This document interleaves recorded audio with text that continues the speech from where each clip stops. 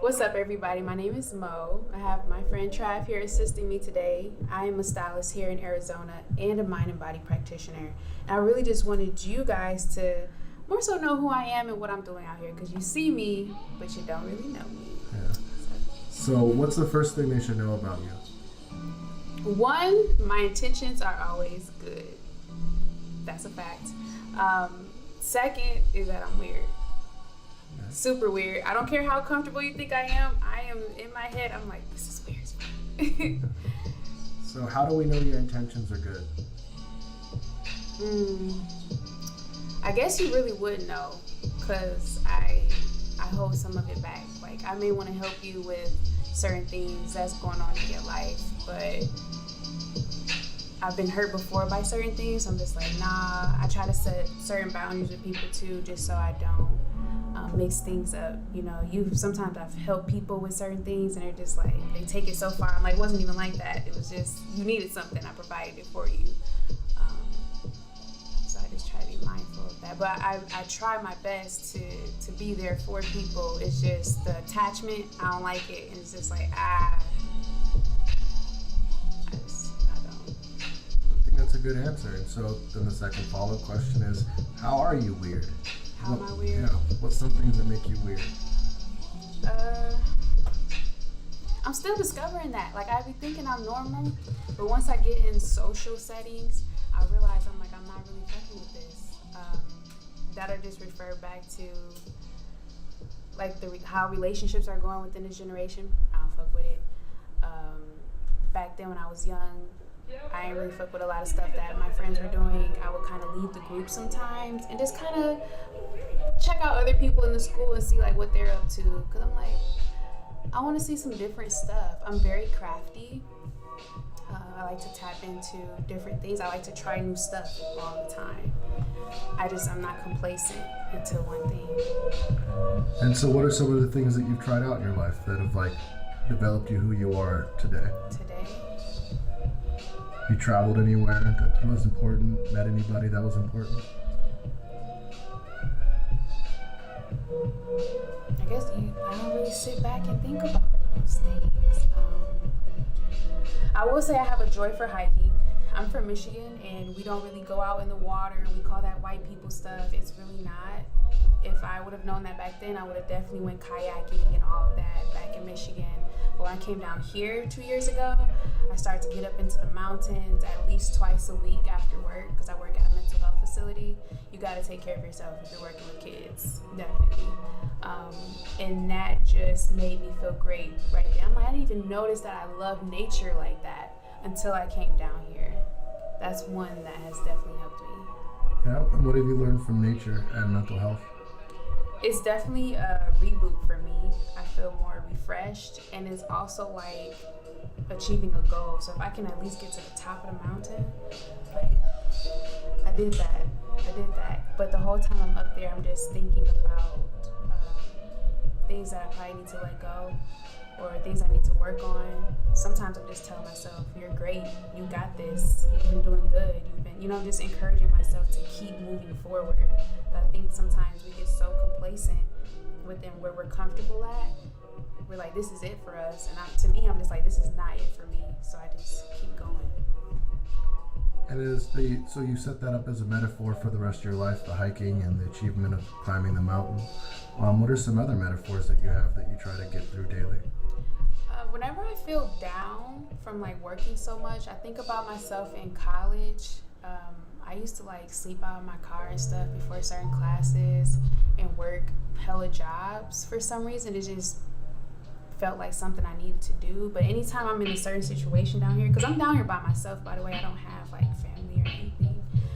I just sit back and think about those times where I was alone and the only thing that I had was me and my car and my goal. And literally taking the emotional part out and just logically thinking like, you need this. This is what you wanted. This is what you need to do. So do it. Stop being a pussy. Yeah, so it seems like self-talk and self-motivation is a part of your like routine. Yeah. How important is that to you? Back then, it was more important to me. now I'm learning that since I'm becoming a whole different person, I'm trying to teach myself different ways to talk to myself, more in like a nurturing way rather than in a hard way. I feel like as Black women, we try to excel in life and achieve things by forcing ourselves to get through certain situations by talking hard on ourselves. I didn't really come from a family that hugged or really comforted you when you were doing bad, you know? And sometimes I just be trying to tell myself, like, it's okay to feel pain. It's okay to cry. It's okay. Keep moving forward, but it's okay. So my self-talk is really changing for me.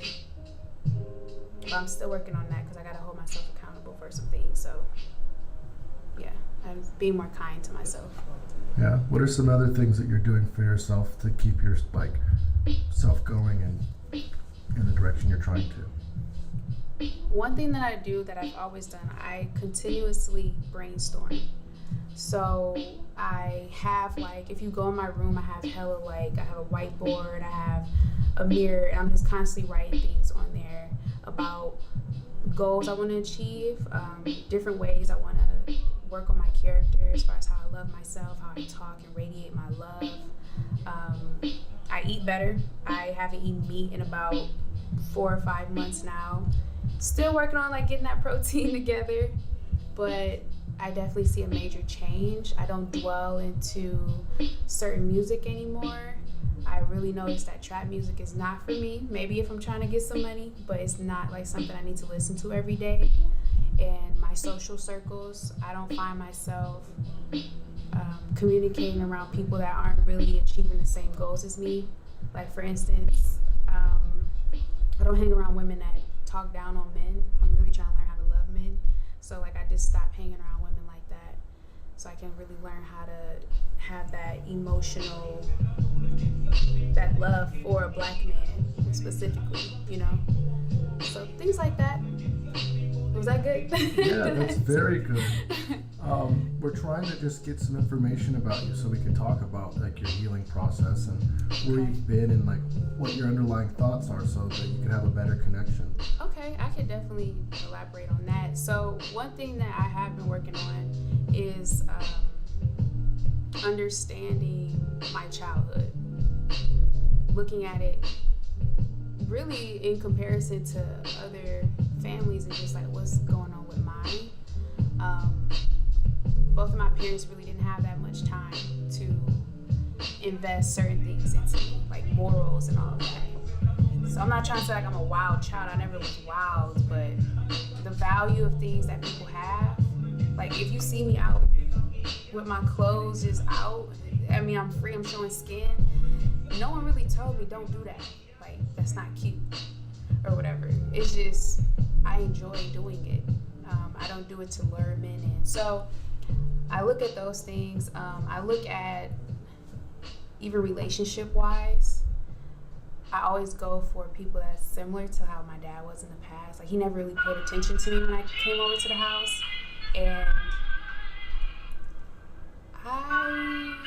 that's the energy. That's what I energize in relationships. Like if you don't pay me that much attention, I'm cool. But at the same time, it's like I'm chasing you because I want your attention. But at the same time, I like it when you don't. So I'm working on that. I'm like, how can I enjoy someone's company? I don't know. My social skills, I was always like, I couldn't have a voice when I was young. So now that I have a voice, it's I'm just against everything because everything that I've been taught up to this point, I just feel like it was bullshit.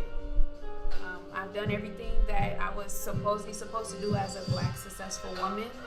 Going to college, working on my credit. I mean, I got my credit up to 731. It's like cool, but no one taught me how to manage my money. No one taught me no one held me accountable to like fulfill my craft. Like my mom would put me in these things, but she was like, you don't want to do it, that's cool. I'm just like, So now that I'm actually fulfilling those things, I'm just not fulfilling it in the light of how my family wants me to do it. Now I'm just all types of this and that. And I have to love myself to accept those things. But I do come from a family that loves weird as hell. Like, we only love during certain situations. We only hug when we say bye. We only say I love you when we get off the phone. Like, it's not an everyday thing. We don't spend time with each other. We went from like eating at a table once to like not. And that changed when I was maybe 13, 14. Everything just like went down. That's when like I wanted to sell drugs. That's when like, I really feel like that's when I really changed. That's when the hair started getting blue. That's when I really stopped giving a fuck. Like I cut people off. My cousin died. He like called me an hour before he got killed. My best friend for 8-10 years, she moved. My cousins, they moved. Like everybody that I thought that I loved and showed myself to, they all were gone. I was raised by a white man for 10 years. My mom didn't want him anymore, so like he was gone. I was like, damn, like these are all the people that I literally expressed myself to. And I got stuck in a house with my mom, sharing a room with my little brother, and I'm like 15. I'm like, this is some bullshit. Like, I didn't ask for any of this. But it definitely introduced me to hustling. I braided hair, I babysitted, I was smart as fuck, and I was in a stupid school, so like I just remade PowerPoints and sold them at school. High school was actually pretty dope. I think that's when I actually tapped into my highest power. I was able to move stuff around, like shift stuff. They told me that I'm not really good at tests and stuff, but they told me that I couldn't go to, you know what dual enrollment is? So that's when you're in high school and they let you take college classes, but you have to pass a certain test. Well, I didn't pass the test. And my principal, a black man, he could have got me in. I was just like 1 point off, and he was just like, he couldn't do it. So I found a whole different school to go to that I didn't really have to do too much to get in, and I got in there and I got my college credits and I became like a cadet or whatever. And that ties into how I get around black people. I'm gonna say this right now. I get around black people and they want me to support. I love black people, I'm not gonna lie. But I'm gonna tell you this right now. I love white people too. And I wanna see them just thrive just as much as we do. Because I learned more from them than I did my own kind, to be honest. Sorry to say that, but yeah. Well, it seems like self-accountability, self-reflection is a big part of who you are. Does that make sense? Yeah. Yeah. And when you're using self-accountability and self-reflection, is that a part of your like message as a like healer and a media person, like a creative? Yep. I really feel like let me take these off. I really feel like looking at yourself can really help you heal through anything that you got going on. Let's say if you had hate for somebody, but if you mirrored them like how you view yourself, you can kind of just like get some love going for them at the same time. But with self-accountability, you have to tell yourself, you have to be honest with yourself in a sense as, is this the type of person that I want to deal with? Let me use an example. I was with somebody for a really long time. I mean, I feel like I dealt with him for a long time.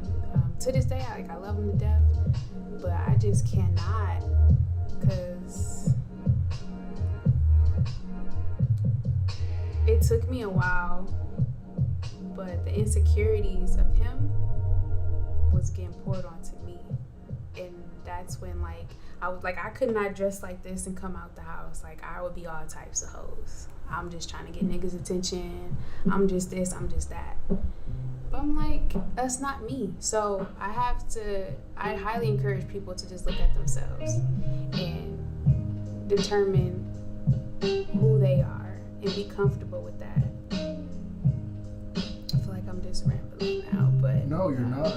You're sharing information about yourself and where you came from when it comes to self-accountability and some of the struggles that you're getting through, and that's something that's important to you. Facts. These are just thoughts that run through my head when I do dress like this. Yeah. Sometimes I stare at the mirror before I even go out to events. I will stare in the mirror and try to take all of those thoughts out of my head of me not being worthy, me looking like this for that. Because I've been told those things. I've been told that's how the world is going to view me in a sense. And I just be like fighting all of that. So yeah, I'm like all into the self-reflection, the self-accountability.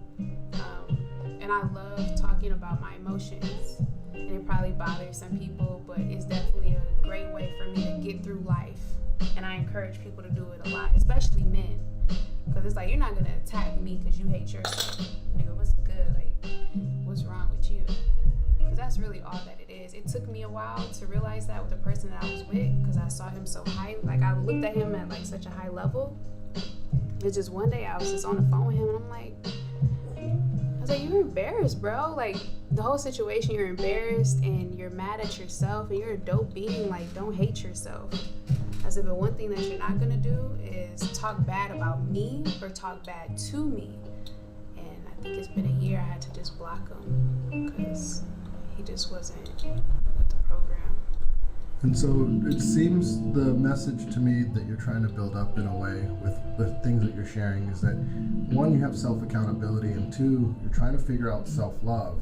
And you want to have relationships with people and you want to build yourself up in a way where self-love and accountability is a part of the program. Yeah. And that's hard. I'm learning that that's really hard. I don't think that we practice that enough. Like, we're not taught to do those things. Like, I know, like, when I'm in defense mode, I point fingers at everybody. It's like never my fault. I can't even say that within just this interview. Like, it's always everybody's fault. So me having to sit back and recognize what am I doing to be detrimental to any situation, really my mindset, that takes a lot of accountability. And we're not taught to do those things for real. yeah. To be honest. But I'm enjoying this journey of it because it's making me more comfortable with who I am as an artist, as a mind and body practitioner. Like, I want somebody to be able to come up to me. I give them those tools. I let them know, like, I'm going to hold you accountable to stop being on that bullshit. Go out there, come back, and let me know. Like, yeah, I have been on that. And I need to work. You know what I'm saying? Like, for someone to actually just admit that they're fucking up, that means a lot. Yeah, so that's kind of what you've shown over this interview, right? Like, your own failures, kind of your own flaws, and more importantly, the places that you've learned from. Yeah. And so, given what you've learned from, what are you really trying to teach in your own words? Like, this is a moment. You've kind of given hints to it, but you have a platform now. As far as like a stylist or my, like, all together? Yeah, like, just kind of wrap up the interview in a way, right? Okay. Tell us, like, what you're thinking, who you are, what it all means, like, why you shared all the information you did. Okay. You mind if I start taking my makeup off? Yeah, I was gonna say that part too. Because I really wanted y'all to see. So why are you taking your makeup off? Because I want people to understand, like, this isn't me every day. This is just my art. So, I don't know, like, one day I was with one of my photographers and he was like, people just don't look like how they look on Instagram. I'm like, this is art. Like, if you really want to know who I am, let's go to the mountains, let's eat fruit, let's listen to positive music. Like, let me put you to a challenge of who I really am. Like, this is just whatever. This is just whatever.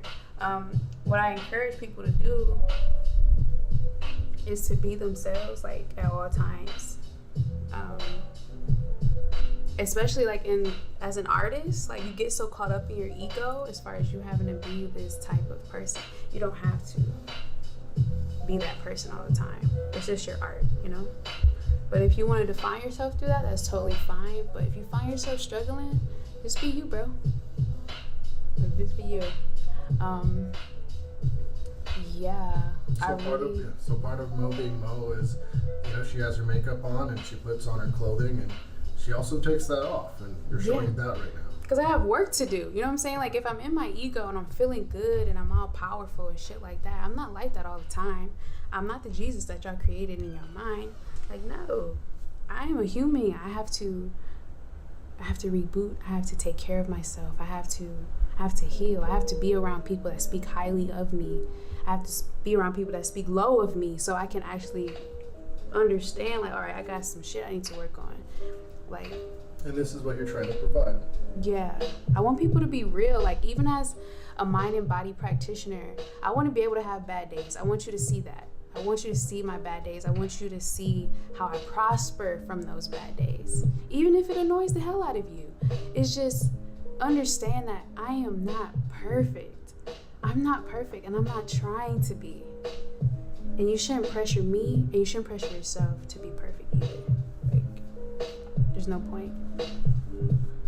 So what's a couple messages you want people to know about what you're at and what you're doing, so they can kind of feel comfortable bringing themselves to you? Okay. Right now, I will say this to all women in the community. I'm definitely trying to get us out more, doing stuff. If you find me on my social media, @_Mula Dior, MULADIOR. Wait, right here? What am I pointing for? Your thing is going to pop up on the screen. Oh, okay. So yeah, follow me here. And what I do is I go to different stuff. Like, I went to a twerk class. I don't really feel comfortable doing stuff like that, but get around some women that's twerking. I literally learned how to shake my ass, like, for real. I think is today Monday? Today's Sunday. Oh, tomorrow we're gonna do one. So, like, girls, like, I know it seems like wifey material is staying in the house and watching Netflix by yourself. Cut that shit out. Get the fuck out the house. Get out the house and get out. You can just get out with other women, bro, and just, like, cry with them, vibe with them, do something different with them. Really just get off of social media as far as following the norms of how a woman should be, and just be the woman that you want to be. And you'll never experience that being in the house. I'm telling you right now.